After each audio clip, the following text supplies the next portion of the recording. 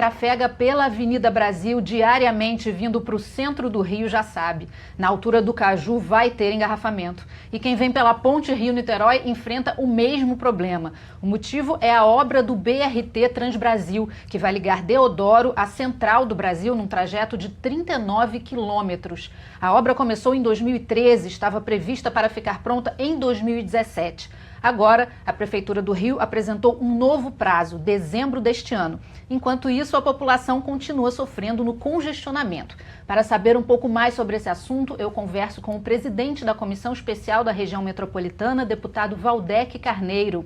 Com Henrique Silveira, coordenador executivo da Casa Fluminense. Recebo também Eloir Faria, coordenador de planejamento da Secretaria Municipal de Transportes do Rio de Janeiro. Obrigada pela presença de todos.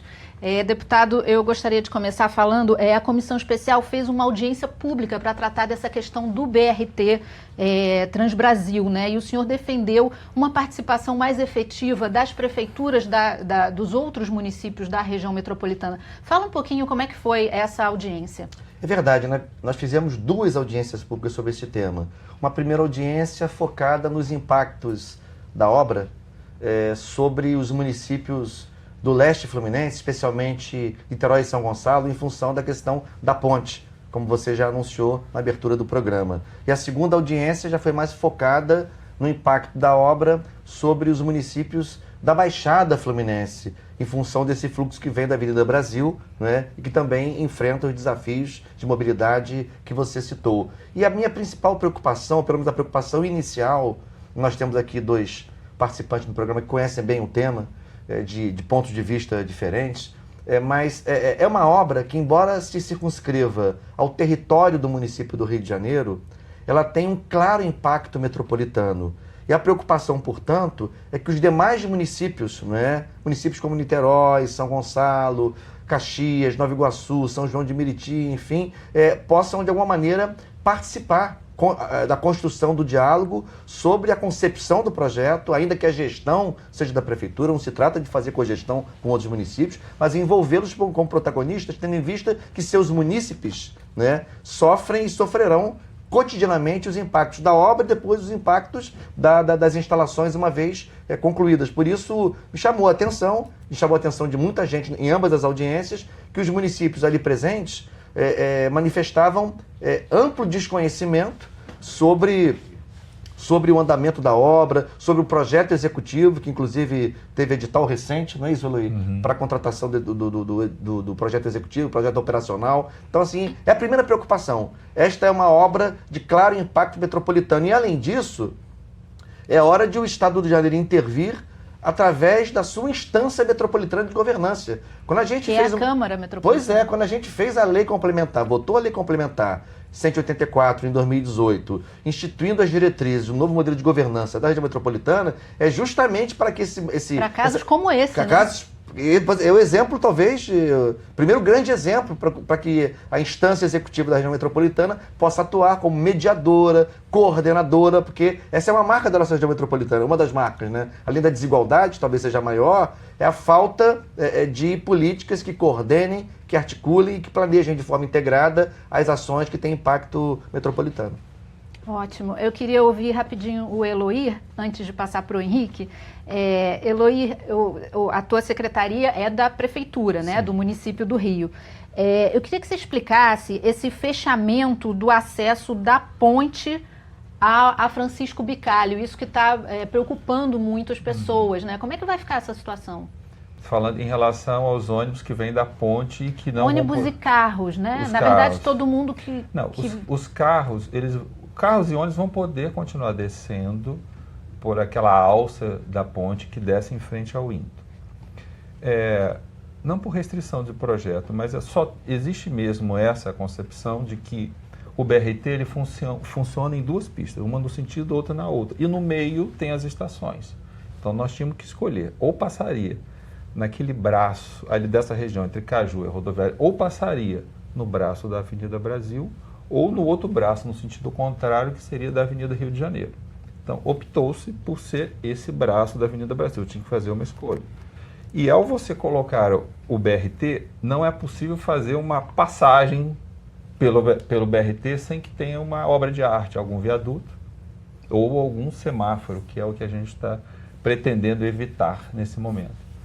Mas, como resultado até do debate envolvendo o Estado, a Secretaria de Estado, nós estamos tendo reuniões frequentes com os técnicos da Secretaria de Estado de Transportes, envolve o pessoal do metrô, do trem, todos os técnicos, para a gente definir algumas questões que são importantes, algumas premissas que vão fundamentar esse plano operacional que a gente está contratando, que vai fazer esse estudo de impacto e vai apresentar algumas alternativas. Mas antecipando até mesmo esse plano operacional, nós já desenvolvemos algumas alternativas para a construção de um viaduto, que os automóveis e ônibus que vão descer pela ponte ali no Into, o que eles vão fazer? Passam paralelo ao BRT e depois passa por cima do BRT e atinge lá o Francisco Bicalho, e chega até a Francisco Bicalho. A gente já está desenvolvendo esse projeto, recebemos ontem a visita dos técnicos da Secretaria Municipal de Infraestrutura, levando esse projeto, essa concepção, que a gente vai apresentar ao Estado essa proposta.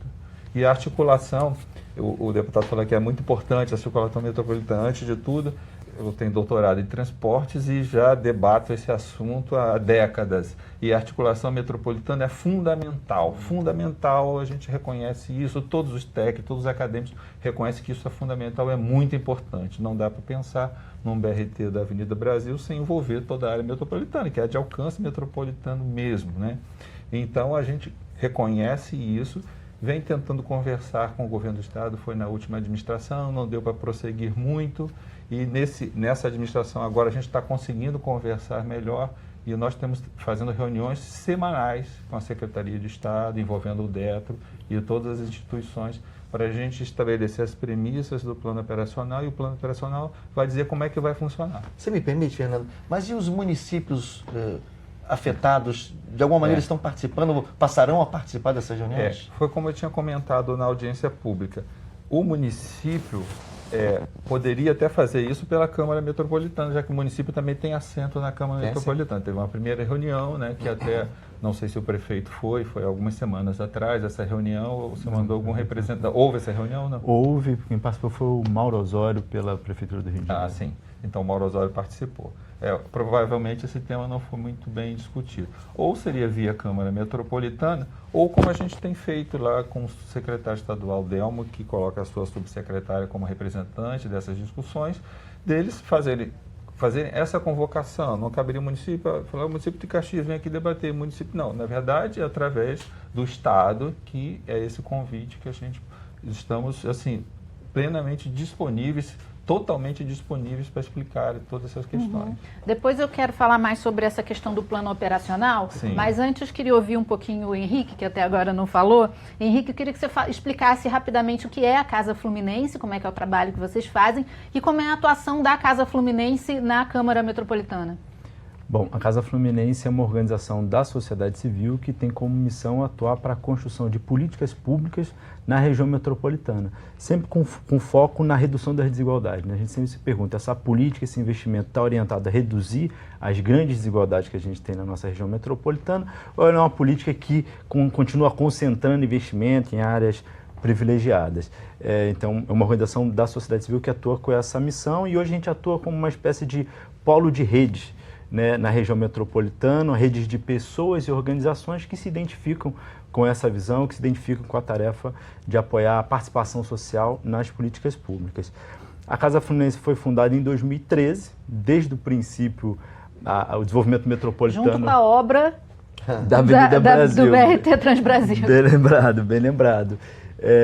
E de lá para cá a gente vem, desde o princípio, a gestão e o planejamento metropolitano era uma questão central na nossa visão, no nosso entendimento. A gente acompanhou, né, desde a criação da Câmara Metropolitana no governo do Estado em 2014, na época, então, a Câmara liderada pelo Vicente Loureiro. A gente acompanhou esse processo, participou da elaboração do Plano Metropolitano, a gente apoiou coordenando oficinas, promovendo o processo de participação social, e também acompanhamos aqui na LERJ a tramitação do projeto de lei, que demorou alguns anos aqui tramitando. Então a gente acompanhou esse tema muito de perto, né?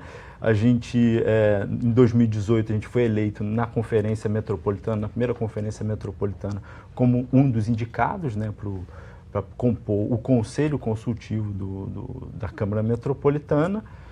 A partir desse momento indicado, quando o governo do estado convocou em 2019, o novo governo, né, a eleição de instalação desse conselho, a gente participou e fomos eleitos para a presidência desse conselho.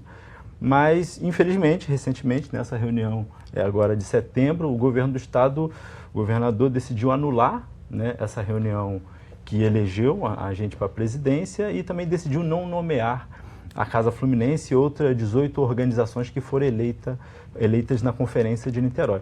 A gente ficou espantado com a notícia. Faziam parte do Conselho Consultivo, né? Conselho Consultivo, Na exatamente. verdade, foi uma virada de mesa, é bom que se diga aqui.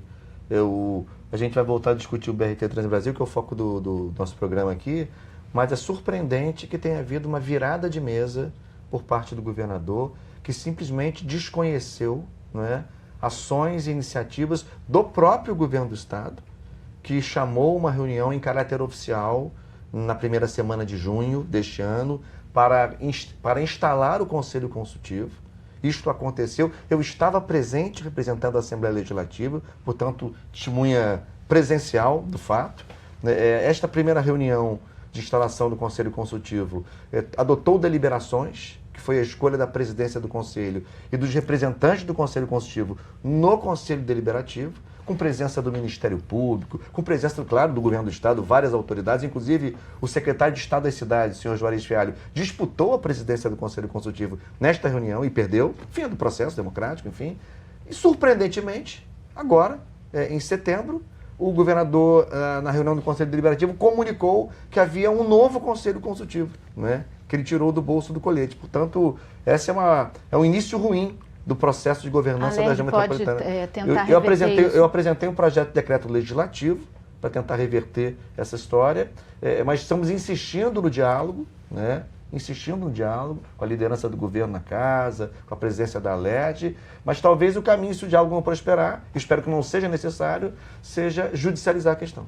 Entendi. Mas vamos voltar então para o assunto. Eu queria saber como é que a Casa Fluminense vê essa obra do BRT Transbrasil. Qual é a opinião de vocês aí sobre isso? Exatamente. A gente participou, né, da audiência que a Comissão Especial puxou e eu acho que tem duas coisas que se destacam e aqui concordando também com os nossos colegas sobre o desafio metropolitano. Mas eu acho que das duas coisas, eu acho que salta aos olhos assim, o desafio que a gente tem de construir uma cultura de planejamento. Né? Eu acho que isso é uma questão importante para o nosso país, para o nosso estado, para os municípios, né?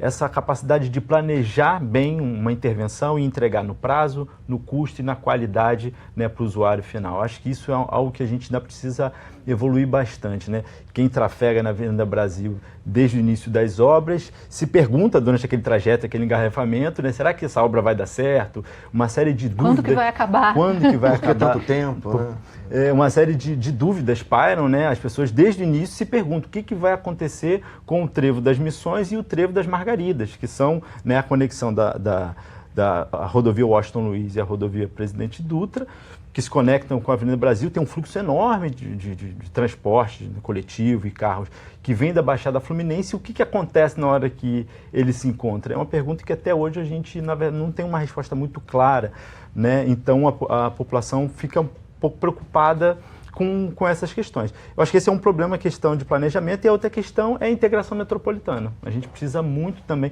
se já é difícil planejar combinando com o estado e outros municípios, é mais desafiador. Aí eu acho que a Câmara Metropolitana acaba sendo uma solução assim, impositiva, né, para ser um espaço de diálogo e de articulação para encontrar soluções comuns, né, para uma obra que vai afetar a vida de tantas pessoas na região metropolitana.